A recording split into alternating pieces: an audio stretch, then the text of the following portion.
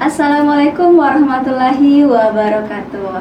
Selamat siang dan salam sejahtera untuk kita semua. Salam hormat saya kepada Bapak Ibu Guru Pendamping serta adik-adik andalan Sulawesi Selatan. Bagaimana kabarnya hari ini adik-adik? Semoga tetap semangat ya mengikuti pembelajaran skolastik pada hari ini. Nah, hari ini kita akan melanjutkan pembelajaran skolastik Bahasa Indonesia tentunya bersama saya Nur Fadilah. Generasi Smart School berkarakter cerdas Ki.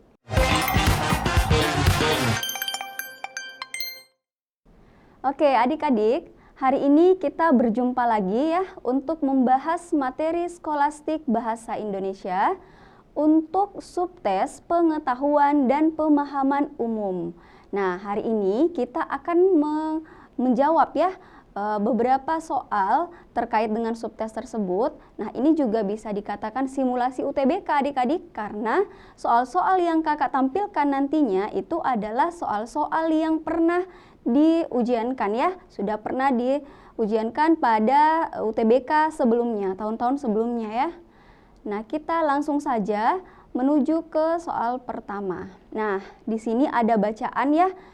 Lumayan panjang bacaannya. Seperti biasa kita langsung menuju ke pertanyaannya. Nah, pertanyaannya adalah kalimat 1 dan 2 dalam bacaan tersebut mengandung hubungan. Nah, apakah hubungan A saran, B tambahan, C syarat, D sebab akibat, atau E alasan? Nah, soal seperti ini sudah pernah kita bahas ya di pertemuan sebelumnya. Jadi untuk menjawab soal seperti ini, kita membaca kalimat 1 dan kalimat 2. Kemudian memahami keterkaitan antara kalimat tersebut. Apakah dia bermakna saran ya? Biasanya ya kalau saran itu, kalau bermakna saran biasanya ditandai dengan ada konjungsi ya. Konjungsi sebaiknya, lalu ada konjungsi seharusnya ya, seharusnya. Nah, kemudian kalau dia mengandung hubungan tambahan ya, tambahan itu biasanya ditandai dengan konjungsi dan ya, atau serta, atau misalnya dengan lagi pula. Selain itu ya, dan masih banyak yang lainnya ya. Ini masih ada dan sebagainya. Kemudian kalau syarat itu biasanya ditandai dengan konjungsi jika. Lalu kalau sebab akibat itu biasanya ditandai dengan sehingga ya, oleh sebab itu. Nah, kalau alasan biasanya ditandai dengan konjungsi karena. Nah, jadi beberapa konjungsi ini biasanya ada atau bisa ditambahkan di antara kalimat 1 dan kalimat 2. Seperti itu ya. Nah, jadi kalau kita sudah tahu ciri-ciri dari setiap makna hubungan ini, maka kita menuju ke bacaannya ya. Kita kembali ke bacaan terlebih dahulu. Nah, yang diminta adalah hubungan antara kalimat 1 dan kalimat kedua ya. Oke, kita coba cari tahu ya apa yang dibahas di kalimat 1. Fansite bisa diartikan sebagai fan artinya penggemar dan site artinya situs, alias penggemar yang memiliki situs website sendiri dengan berbagai konten eksklusif berupa foto maupun video yang mereka rekam sendiri. Nah, berarti di kalimat 1 ini membahas mengenai fansite ya. Jadi apa itu fansite gitu. Nah, kemudian di kalimat kedua dijelaskan bahwa orang-orang yang tergabung dalam fansite ini biasanya memiliki kemampuan dalam bidang fotografi dan mampu mengambil foto atau video dengan bidikan kamera profesional yang jauh lebih bagus dibandingkan dengan para fans pada umumnya. Nah, berarti ya di kalimat 1 itu dibahas mengenai fansite itu ya. Fansite itu apa? Seperti itu. Lalu di kalimat 2 dijelaskan lagi mengenai fansite ya. Jadi orang-orang yang tergabung dalam fansite ini, nah masih membahas mengenai fansite, memberikan penjelasan tambahan bahwa biasanya memiliki kemampuan dalam bidang fotografi ya dan video. Seperti itu. Berarti kita bisa mengambil kesimpulan bahwa hubungan antara kalimat 1 dengan kalimat 2 itu memiliki makna hubungan tambahan ya, karena menambahkan informasi yang dalam hal ini adalah informasi mengenai fansite itu. Jadi nah, berarti jawaban yang tepat di sini adalah opsi B ya. Opsi B. Nah, kalau misalnya tadi saran, syarat, sebab, akibat, dan alasan itu tidak sesuai ya, karena tidak ada yang mencirikan atau bisa dihubungkan ya dengan konjungsi yang sudah sesuai dengan ciri-ciri yang sudah kakak jelaskan tadi ya. Lebih tepat pada opsi tambahan. Oke, selanjutnya kita ke soal nomor 2. Kata komersial pada kalimat 4 sama maknanya dengan kata, nah ini juga sudah pernah kita bahas ya mengenai soal yang seperti ini bentuknya. Di sini kakak sudah menampilkan kalimatnya ya, kalimat 4. Berbagai koleksi foto dan video ini biasanya hanya mereka jadikan sebagai koleksi pribadi di akun media sosial, tapi tidak sedikit pula yang menjadikannya sebagai tujuan komersial ya. Nah, kira-kira adik-adik, kata komersial di sini ya itu maknanya apa? Kalau kita lihat opsinya ya, apakah A. bisnis, B. niaga, C. jual beli, D. berguna, dan E. produktif. Nah, kalau dilihat dari opsi, yang paling jauh maknanya itu adalah ini ya, sangat jauh maknanya dengan komersil. Kemudian produktif juga maknanya jauh ya jika disamakan dengan komersial ya. Nah, di sini tersisa 3 opsi, bisnis, niaga, dan jual beli. Nah, di antara ketiga opsi ini memang sangat erat ya kesamaannya. Bisnis juga membicarakan tentang perdagangan ya, niaga juga perdagangan, jual beli juga perdagangan. Nah, jika ada soal seperti ini, kita harus cari tahu dulu komersial itu artinya apa ya. Artinya dalam KBBI, komersial itu berhubungan dengan suatu perniagaan ya. Jadi sama maknanya dengan perniagaan gitu. Nah, meskipun perniagaan ini adalah aktivitas berdagang ya, yang dalam hal ini bisnis juga bisa, jual beli juga bisa ya, tetapi komersial di sini artinya dalam KBBI adalah berhubungan dengan perniagaan. Jadi yang tepat adalah opsi B ya, seperti itu. Kita lanjut lagi ke nomor berikutnya. Perumpamaan pada bacaan tersebut dapat ditemukan pada kalimat. Apakah kalimat 2 ya, opsi A 2, opsi B kalimat ketiga, opsi C kalimat keempat, opsi D kalimat ketujuh, atau E kalimat ke-8. Nah, sudah kakak jelaskan ya mengenai perumpamaan. Nah, perumpamaan di sini bukan perumpamaan seperti majas ya atau peribahasa, bukan seperti itu. Nah, tapi perumpamaan yang dimaksud di sini adalah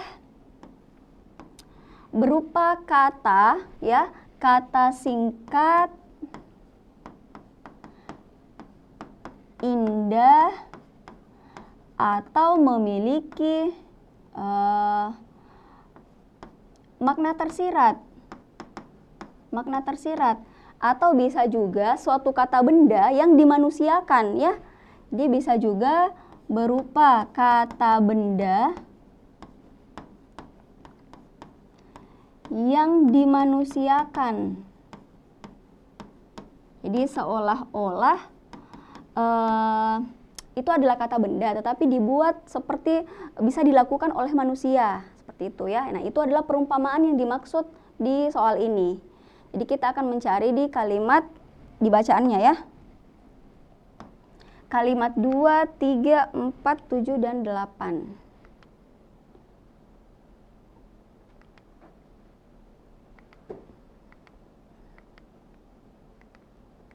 Sebentar ya adik-adik. Nah, di kalimat 2, lalu kalimat 4, kemudian tadi kalimat 2, 3, 4, 7, 8 ya. 2, 3, 4, 7, dan 8. Oke. Nah, kita baca di kalimat kedua dulu. Orang-orang yang tergabung dalam fansite ini biasanya memiliki kemampuan dalam bidang fotografi dan mampu mengambil foto atau video dengan bidikan kamera profesional yang jauh lebih bagus dibandingkan dengan para fans pada umumnya. Nah, di sini kalau kita lihat ya, ada istilah bidikan. Apakah bidikan ini adalah perumpamaan ya? Nah, kita keep dulu ya. Karena kan biasanya bidikan itu misalnya panah ya, biasanya erat kaitannya dengan panah yang dibidik ya. Lalu kamera juga sebenarnya ya, bidikan kamera juga itu adalah arti yang sebenarnya, bukan makna yang tersirat ya. Kita lihat ke kalimat berikutnya.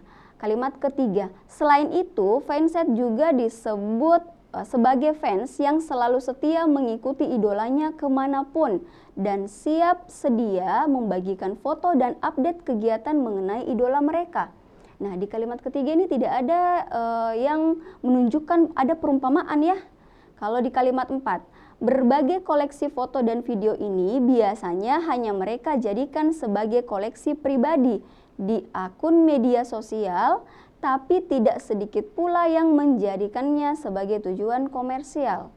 Oke, nah di sini ada istilah komersial, tapi istilah komersial ini juga bukan perumpamaan ya.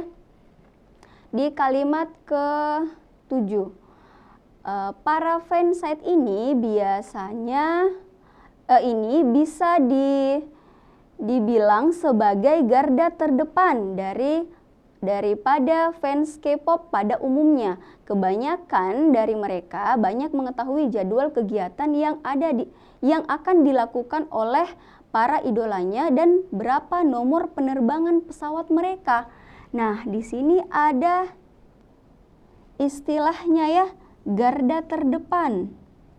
Nah, kalau kita pahami kalimat ke-7 ini, jadi para fansite itu dikatakan sebagai garda terdepan karena mereka itu tahu ya, kebanyakan mereka itu bahkan mengetahui jadwal kegiatan dari idolnya dan juga bahkan berapa nomor penerbangan pesawatnya itu bisa diketahui oleh fansite.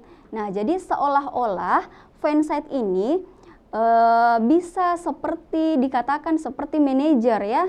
Nah, sehingga dia diumpamakan sebagai garda terdepan gitu.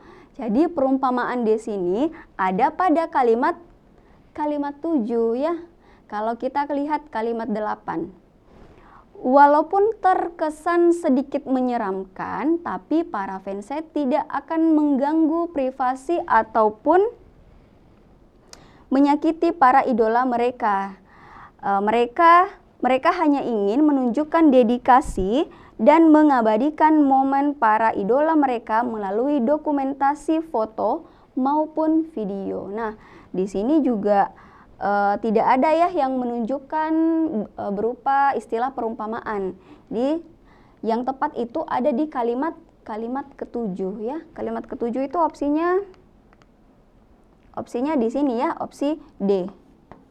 Oke, jadi seperti itu ya adik-adik, menentukan perumpamaan. Di sini ingat, cari ya yang seolah-olah dia dikatakan sebagai apa gitu ya, atau misalnya ada kata yang memiliki arti tersirat.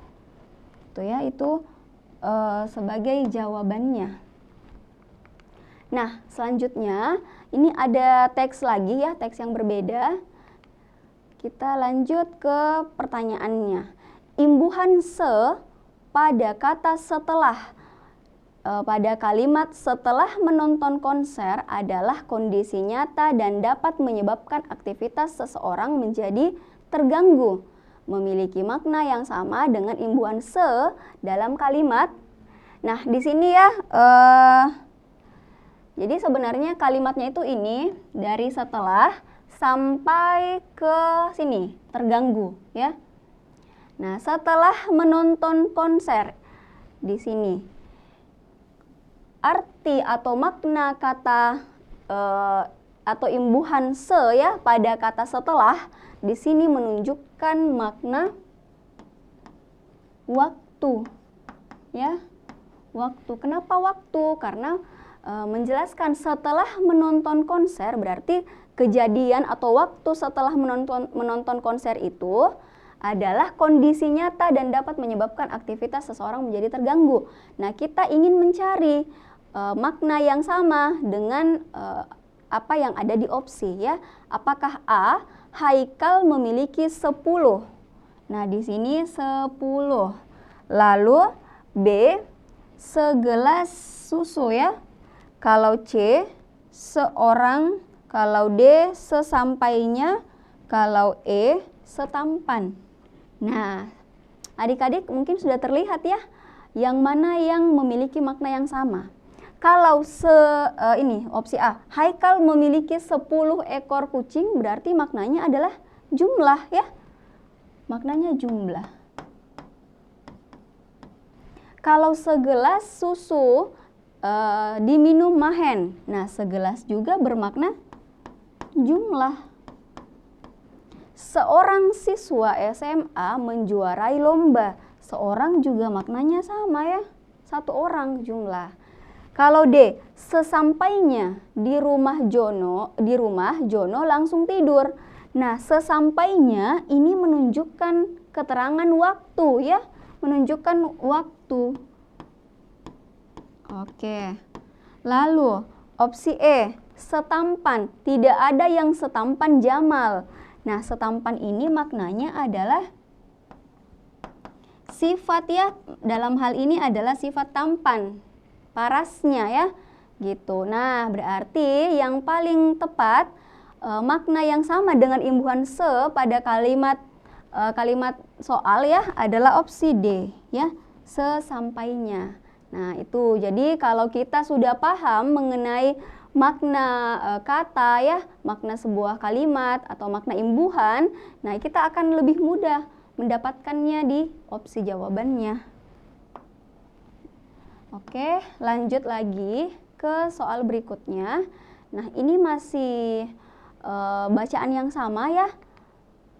Pertanyaannya adalah kalimat yang tidak logis dalam bacaan di atas adalah.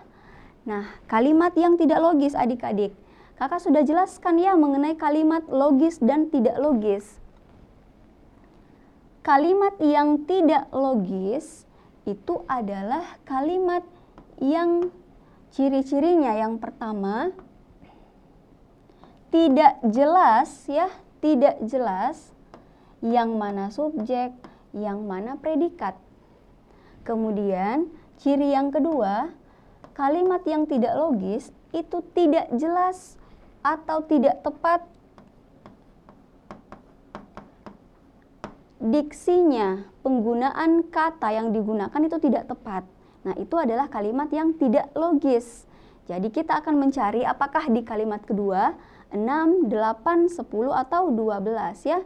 2, 6, 8, 10, 12. Oke.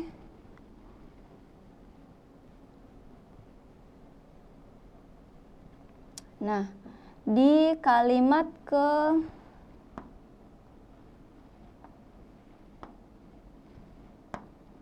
di kalimat kedua ya.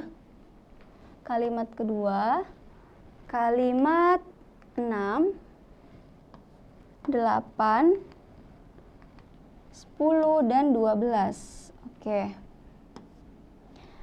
Nah, yang pertama yang akan kita lakukan adalah memulakan kalimatnya ya. Apakah ditemukan subjek atau predikat? Kalau tidak ditemukan berarti bisa dicurigai itu adalah kalimat yang tidak logis. Kalau di kalimat kedua, sementara menurut Urban Dictionary, ini seharusnya dimiringkan ya. Nah, sementara menurut Urban Dictionary, koma ya, ada kata sementara. Nah, di sini bertindak sebagai keterangan pengantar kalimat ya, karena berada di awal kalimat. Kemudian post concert depression atau PCD itu adalah subjeknya ya. Menggambarkan itu adalah predikat. Berarti subjek predikat diketahui ya. Diketahui subjek predikatnya. Oke. Nah, kemudian berarti bukan kalimat kedua ya. Kalimat ke-6.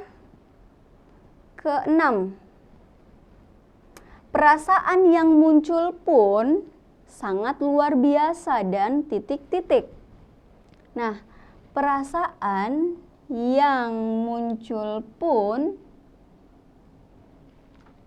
itu adalah subjek. Ya, subjek. Sangat luar biasa itu adalah predikat. Nah, ya di sini berarti bisa dong diketahui yang mana subjek, yang mana predikatnya ya. Perasaan yang muncul sebagai subjek sangat luar biasa adalah predikat. Kalau adik-adik bingung menentukan, gunakan pertanyaan ya. Pertanyaan misalnya, apa yang sangat luar biasa? Berarti yang sangat luar biasa adalah perasaan yang muncul. Gitu. Itu untuk mengetahui subjek. Tapi kalau untuk mengetahui predikat, berarti gunakan pertanyaan, bagaimana perasaan yang muncul? Gitu. Jawabannya adalah sangat luar biasa. Nah, itu berarti adalah predikatnya. Itu ya. Jadi kalau adik-adik masih bingung, nah gunakan pertanyaan itu untuk memudahkan. Oke, berarti kalimat 6 bisa diketahui ya. Artinya kalimat 6 itu logis. Kalau kalimat 8. Namun, koma ya. Nah, di sini ada koma ya, jadi sudah benar. Ini berarti keterangan. Ketika konser selesai, koma lagi. Ada di sini koma ya. Kalau ada kalimat yang diapit oleh dua tanda koma, berarti dia adalah keterangan aposisi namanya ya. Masih ingat istilah itu adik-adik? Keterangan aposisi, sudah benar. Tubuh akan kehilangan. Nah, tubuh bertindak sebagai subjek, akan kehilangan itu adalah predikat ya. Apa yang akan kehilangan? Tubuh. Tubuh kenapa? Tubuh akan kehilangan. Gitu. Itu untuk menentukan subjek predikat. Nah, berarti kalimat 8 juga logis. Oke, kita ke kalimat 10. Kembali ke rutinitas biasa. Kembali ke rutinitas biasa, ada kata kembali. Pasca nonton konser terasa seperti culture shock. Layaknya perasaan kembali bekerja setelah menghabiskan masa liburan yang panjang dan menyenangkan. Nah, di sini kalau adik-adik perhatikan ya, kita baca kembali. Kembali ke rutinitas biasa pasca nonton konser terasa seperti culture shock. Nah, itu kalimatnya membuat kita menjadi salah pengertian karena seharusnya di sini itu ada tanda koma. Kembali ke rutinitas biasa pasca nonton konser terasa seperti culture shock. Nah, itu adalah kalimat yang lebih logis jika seperti itu ya. Karena kalau tidak ada tanda koma, maka kita akan membaca seperti ini. Kembali ke rutinitas biasa pasca nonton konser. Nah, itu akan membuat orang salah mengartikan kalimatnya. Jadi, kalimat 10 ini kita tidak bisa menentukan yang mana subjek, yang mana predikat. Kalau di sini ada tanda koma, nah kita bisa menyimpulkan pasca nonton konser itu adalah subjeknya. Terasa seperti culture shock itu adalah predikatnya.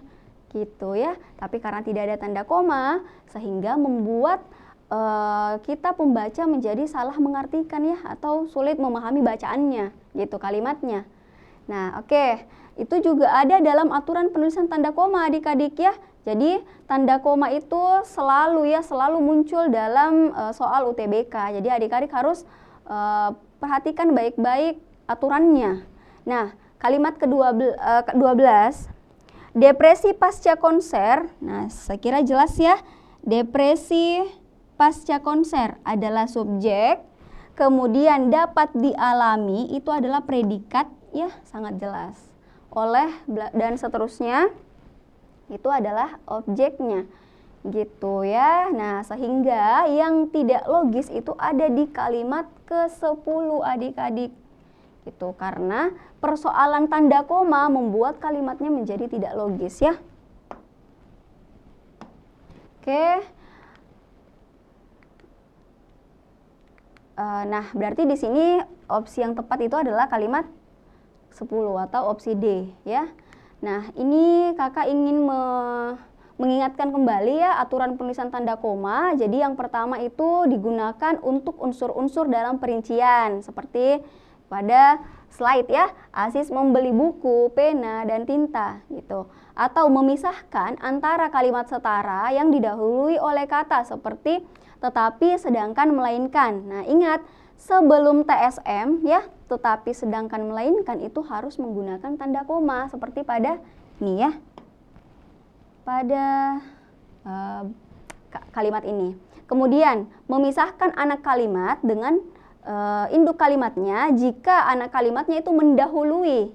Jadi kalau sibuk, karena sibuk ia lupa akan janjinya. Nah ini adalah anak kalimat, ini induknya harus antarai dengan tanda koma. Lalu di belakang ungkapan atau konjungsi pada awal kalimat. Contohnya misalnya kalau dia adalah konjungsi. Oleh karena itu, jadi, lagi pula, meskipun begitu, akan tetapi, namun ya, itu harus ada tanda komanya seperti pada contoh ini. Oleh karena itu, koma gitu ya kalau dia ada di awal kalimat. Nah, selanjutnya nah ini di belakang keterangan yang terdapat pada awal kalimat seperti tadi ya di kalimat 10 untuk menghindari salah pengertian gitu. Contohnya misalnya ini, atas perhatian saudara kami ucapkan terima kasih. Kalau di sini tidak ada tanda koma ya, maka kita akan membaca atas perhatian saudara kami ucapkan terima kasih. Nah itu maknanya menjadi berubah kalau seperti itu adik-adik. Jadi harus diberikan tanda koma untuk menghindari salah pengertian. Lalu tanda koma juga memisahkan petikan langsung ya, seperti pada contoh.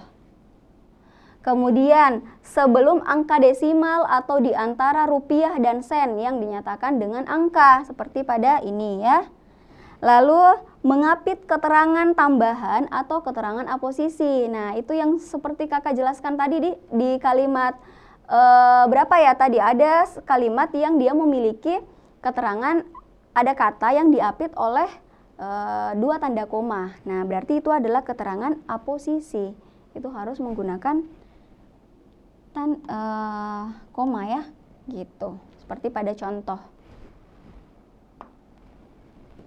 Oke, kita lanjut di soal nomor 6. Nah, di sini juga masih bacaan yang sama ya. Kata yang tepat untuk mengisi bagian rumpang dalam kalimat 6. Nah, kalimat 6 di sini kakak sudah lampirkan ya beberapa kalimat. Kalimat 6 itu yang ini ya, berarti perasaan yang muncul pun sangat luar biasa dan titik-titik ya. Jadi kira-kira apa yang bisa mengisi titik-titik itu? Kita baca terlebih dahulu kalimat sebelumnya. Ketika menonton konser, tubuh akan diliputi rasa bahagia sehingga menghasilkan aliran dopamin yang konstan yang berujung tubuh dimabuk dopamin. perasaan yang muncul pun sangat luar biasa dan titik-titik. Hal ini membuat otak terbiasa dengan kesenangan yang penuh dan luar biasa dalam waktu singkat. Nah, berarti di sini ini ya, kesenangan yang penuh dan luar biasa. Kemudian tadi di sini menghasilkan aliran dopamin yang konstan berujung tubuh dimabuk dopamin. Oke, kata kuncinya di situ ya.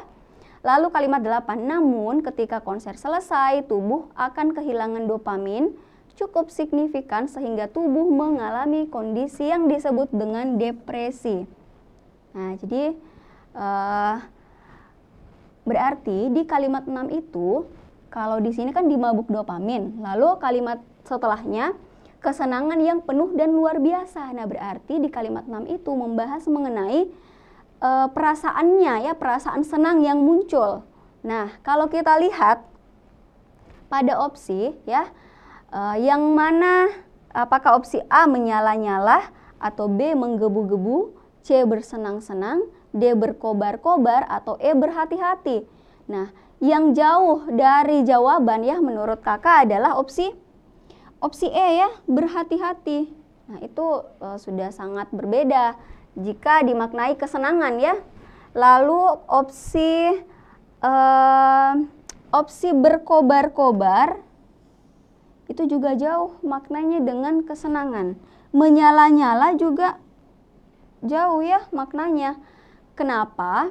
Menyala-nyala dan berkobar-kobar biasanya ya identik dengan semangat ya, semangat yang menyala-nyala, yang berkobar-kobar. Nah, sementara di kalimat 6 ini adalah perasaannya ya. Nah, tersisa opsi B dengan C, menggebu-gebu dan bersenang-senang. Nah, kita coba masukkan ya ke dalam kalimat. Perasaan yang muncul pun sangat luar biasa dan menggebu-gebu. Hal ini membuat otak terbiasa dengan kesenangan. Oke, bisa ya, bisa. Perasaan itu bisa menggebu-gebu. Kalau dia sangat senang ya, gitu. Kalau C, bersenang-senang. Perasaan yang muncul pun sangat luar biasa dan bersenang-senang. Nah, kata bersenang-senang di sini tidak sesuai jika dimasukkan ke dalam bagian rumpang ini ya, kalimatnya menjadi tidak logis. Nah, sehingga yang tepat adalah opsi B ya.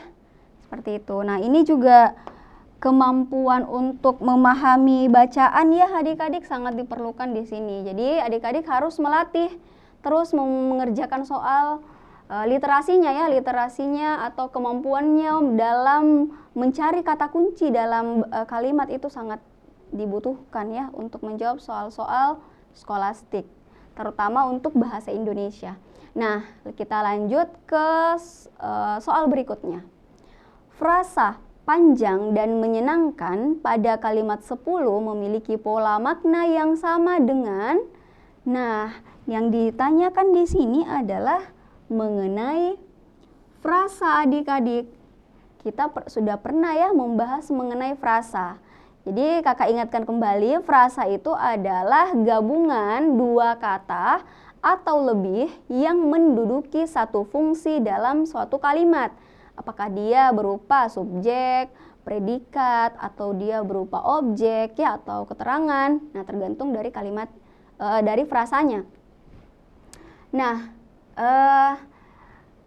sebelum kita menjawab ya, kita di sini kakak ingin mengingatkan kembali ya cara menjawab soal yang seperti ini. Nah, tipsnya adalah yang pertama, perhatikan dulu soalnya ya, yang diminta adalah apa? Pola frasa kah? Atau kelas kata kah? Atau makna frasa? Nah, jadi perhatikan kelas kata, pola frasa, dan perhatikan makna. Kelas kata itu bisa berupa kata kerja ya, atau verba, kata benda, kata sifat, keterangan, kata ganti, atau kata bilangan. Nah, ini penjelasannya itu sudah kakak jelaskan ya, sudah kakak paparkan ke adik-adik di pertemuan sebelumnya. Kemudian kalau yang diminta adalah pola frasa, Berarti kita diminta untuk mencari atau menentukan yang mana inti dan yang mana penjelasnya. Nah, di sini ada inti dan ada penjelas. Jadi di dalam frasa itu, jadi kan ada 2 kata atau 3 atau lebih ya. Nah, tentukan yang mana inti frasa dan yang mana penjelasnya. Contoh, misalnya baju hitam. Nah, baju hitam. Yang mana yang menjadi inti di sini adalah yang dibahas adalah baju ya. Jadi baju itu ditulis polanya adalah D ya, D. Hitam. Hitam itu adalah penjelas, menjelaskan bahwa bajunya itu berwarna hitam. Nah, sehingga hitam itu adalah menerangkan, yang menjelaskan ya, menerangkan gitu. Nah, jadi pola dari baju hitam itu adalah DM gitu. Nah, biasanya pola frasa itu bisa berupa polanya DM ya, bisa MD, bisa DD. Nah, tergantung dari frasa itu sendiri ya. Kemudian, jika yang ditanyakan makna, nah langsung saja, misalnya frasa rumah sempit, berarti maknanya adalah menunjukkan ukuran ya, ukuran rumah yang kecil atau sempit. Nah, kemudian paras wanita itu sangat cantik. Nah, frasa sangat cantik itu menunjukkan sifat ya, kata sifat cantik. Lalu meja kaca, frasa meja kaca menunjukkan berarti maknanya adalah meja itu terbuat atau tersusun atas bahan dari kaca ya. Itu untuk makna. Nah, jadi tinggal nanti adik-adik sesuaikan apakah yang ditanyakan pola, kelas, atau makna. Nah, kalau pada soal ini yang diminta adalah polanya. Panjang dan menyenangkan. Kita baca dulu kalimatnya ya. Kembali ke rutinitas biasa, pasca nonton konser terasa seperti culture shock. Layaknya perasaan kembali bekerja setelah menghabiskan masa liburan yang panjang dan menyenangkan. Nah, kalau kita lihat polanya ya, seperti yang sudah kakak jelaskan, apakah dia polanya DD, DM, atau MD? Nah, kita lihat yang mana yang menjadi inti frasa, panjang atau yang menyenangkan. Nah, karena ini diikuti dengan ditandai dengan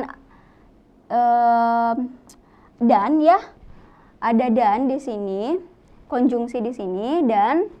Nah, dan itu artinya dia adalah konjungsi yang menunjukkan kalimat yang setara ya. Jadi antara sebelum dan dengan setelah dan itu setara. Nah, kalau setara berarti dua-duanya itu adalah inti. Ya, jadi polanya adalah D, D gitu. Nah, kalau kita lihat di opsi, yang mana yang memiliki pola tersebut ya? Apakah opsi A, penggemar konser, atau B, berduka dan kehilangan, C, rasa bahagia, D, luar biasa, E, suatu konser. Nah, kalau kita lihat dari opsi ini, yang memiliki ciri-ciri ada kata dan ya, cuma ada di kalimat, ada di opsi B ya, berduka dan kehilangan gitu. Nah, misalnya ya, kalau untuk opsi A misalnya penggemar konser, penggemar di sini adalah inti. Yang konser ini adalah yang menerangkan bahwa penggemar yang dimaksud itu adalah penggemar konser gitu ya. Itu contohnya untuk menentukan pola frasa. Oke, ini soal ini masih mudah adik-adik karena kebetulan di sini ada kata dan, kemudian di opsi juga ada kata dan ya. Jadi di antara semua opsi cuma satu opsi yang memiliki dan ya, jadi sangat mudah didapatkan polanya.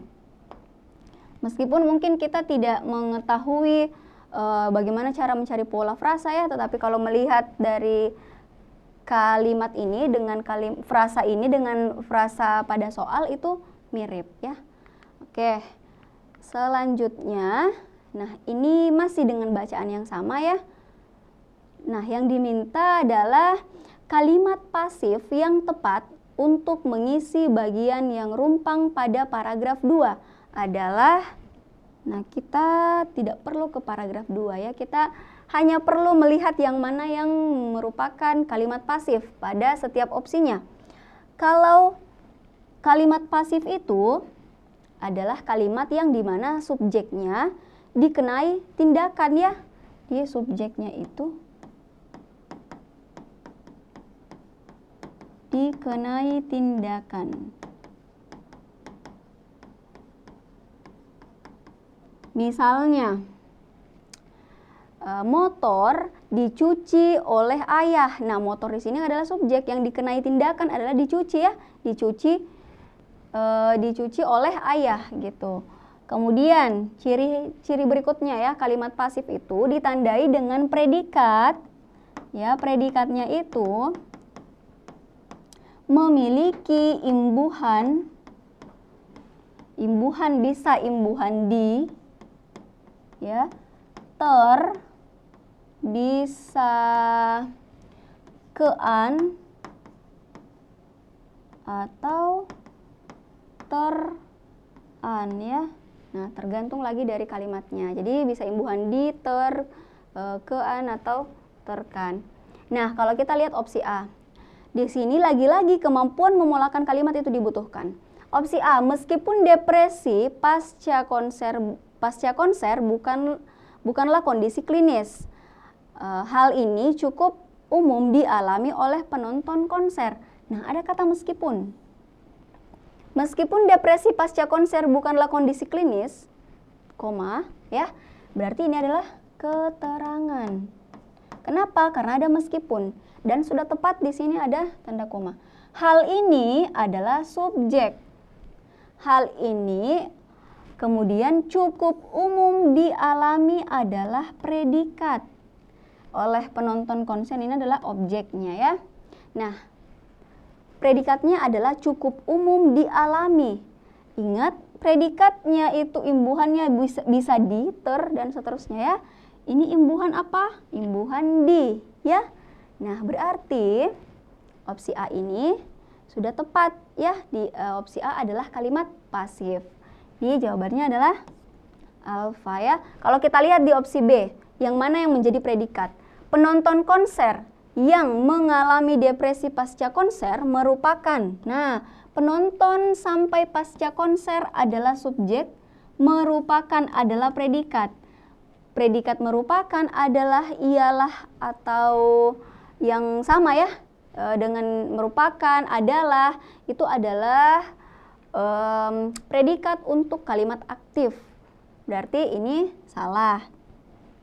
C, depresi pasca konser yang dialami oleh penonton konser bukanlah merupakan. Nah, di sini ada kata dialami, adik-adik, sama ya, dia imbuhan di, ya, diawali dengan imbuhan di, tetapi masalahnya di sini adalah dialami di sini tidak bertindak sebagai predikat. Predikatnya adalah merupakan. Kenapa? Karena di sini ada yang. Yang itu perluasan ya. Dalam hal ini adalah perluasan subjek. Seperti itu. Kemudian D, juga salah berarti. D, depresi pasca konser bukanlah kondisi klinis dan penonton konser cukup umum mengalami hal ini. Nah, ini berarti predikatnya ya, salah. Ini karena dia imbuhan me. Imbuhan me itu aktif ya, kalimat aktif. Kalau E, hal ini merupakan, nah ini sudah sangat jelas. Hal ini subjek merupakan predikat. Nah, itu juga kalimat aktif ya. Jadi adik-adik harus bisa memulakan kalimat dulu supaya bisa dengan mudah menjawab pertanyaan ini ya. Oke, kita lanjut. Di soal berikutnya ini ada teks lagi. Nah, di kalimat 9. Teknologi dalam kalimat 3 memiliki hubungan hierarkis dengan kata. Nah, masih ingat adik-adik mengenai hubungan hierarkis? Cara menjawabnya adalah, jadi yang dicari adalah makna yang sama ya. Makna yang sama. Nah, Yang pertama adalah cari apakah opsinya itu ada dalam teks. Yang kedua, cari yang paling umum atau tingkatan atas ya. Jadi kan makna hierarkis itu kan berarti makna yang bertingkat ya, tapi tingkatan yang diambil itu adalah tingkatan ke atas.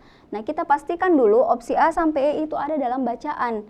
Industri, investasi, produk, mesin, dan revolusi. Nah, revolusi ada ya tadi, berarti ada. Industri ada. Kemudian teknologi, apa ya tadi di sini industri, investasi. Investasi, produk, mesin. Kemudian yang dicari adalah kita coba ini ya, investasi, lalu mesin. Oke, jadi sudah berapa? Investasi, industri, sudah 4 ya. Yang produk itu hal ini menjadi tantangan tersendiri bagi pengusaha karena mereka harus selalu melakukan investasi baru. Pada sisi lain, konsep revolusi industri 4.0 yang berdampak pada sosial itu diimbangi oleh konsep society 5.0. Revolusi industri mengandalkan mesin, internet, dan kecerdasan buatan sebagai komponen utama dalam membuat perubahan di masa depan. Sementara itu, Society 5.0 pengembangan teknologi modern menempatkan manusia sebagai komponen utamanya. Society merupakan konsep teknologi yang menjadikan manusia menjadi fokus pertimbangan utama setiap pengembangan teknologi. Nah, kata produk tidak ada di dalam konteks bacaan, sehingga kita bisa mencoret ini adik-adik ya. Oke, industri, investasi, mesin, dan revolusi ada di dalam teks. Nah, sekarang kita tinggal menentukan hubungan hierarkisnya. Teknologi. Industri. Industri itu kan dia bagian dari teknologi. Berarti industri dulu yang umum, kemudian teknologi ya. Di dalam industri itu tentunya ada teknologi. Oke. Investasi dengan teknologi maknanya jauh ya ini dengan investasi jauh. Kalau mesin, nah mesin itu sangat dekat kaitannya ya, mesin. Jadi mesin itu adalah salah satu jenis teknologi, berarti mesin itu di bagian bawah. Revolusi erat kaitannya dengan industri ya, revolusi itu di atas. Nah, berarti yang paling tepat adalah kita cari yang ada dalam teks dan umum. Berarti jawabannya adalah revolusi adik-adik ya. Opsi E. Oke. Jadi ingat ya, kalau yang ditanya adalah hubungan hierarkis, maka cara penyelesaiannya seperti itu. Kemudian terakhir. Nah, ini soalnya adalah frasa mengandalkan teknologi. Mengandalkan teknologi berbasis otomasi, meminimalkan resiko, penghematan biaya, dan menghilangkan intervensi manusia pada kalimat 3 akan menjadi benar bila susunannya seperti apa ya. Nah, ini kakak tandai di sini. Jadi ingat ya, ini ada dan, artinya frasa ini ya adalah frasa yang berupa perincian ya. Kalau perincian itu semua, jadi ini sebenarnya yang ditanyakan adalah kesejajaran bentuk. Kesejajaran bentuk ya. Kesejajaran bentuk itu cara untuk menentukannya adalah imbuhan sama kelas kata sama. Nah, kita tinggal melihat ya yang mana opsi yang imbuhannya itu sama atau kelas katanya sama. Kalau A, mengandalkan teknologi berbasis otomasi, meminimalkan resiko, menghemat biaya, dan menghilangkan intervensi manusia. Yang salah di sini ya, P di sini, penghematan. Nah, jadi ada imbuhan pe, ada imbuhan me. Nah, itu menjadi tidak sejajar bentuknya sehingga salah penulisannya. Jadi harus diperbaiki dengan opsi A. Seperti itu ya. Kalau B mengandalkan, peminiman salah ya. Kalau C pengandalan, sini pengandalan, di sini minimnya. Nah, ini pasti salah. Ya. Andalnya, kemudian peminiman, di sini tidak ada, di sini cuma imbuhan akhiran ya. Di sini ada awalan. Nah, jadi salah. Kemudian E, mengandalkan, oke, peminiman, nah ini ya, salah. Jadi yang tepat itu cuma di opsi A. Oke, adik-adik. Itulah 10 soal ya yang kita bahas untuk simulasi UTBK, subtes pengetahuan dan pemahaman umum. Semoga adik-adik bisa memahami dengan baik. Terima kasih atas perhatiannya. Lebih dan kurangnya mohon dimaafkan. Wassalamualaikum warahmatullahi wabarakatuh.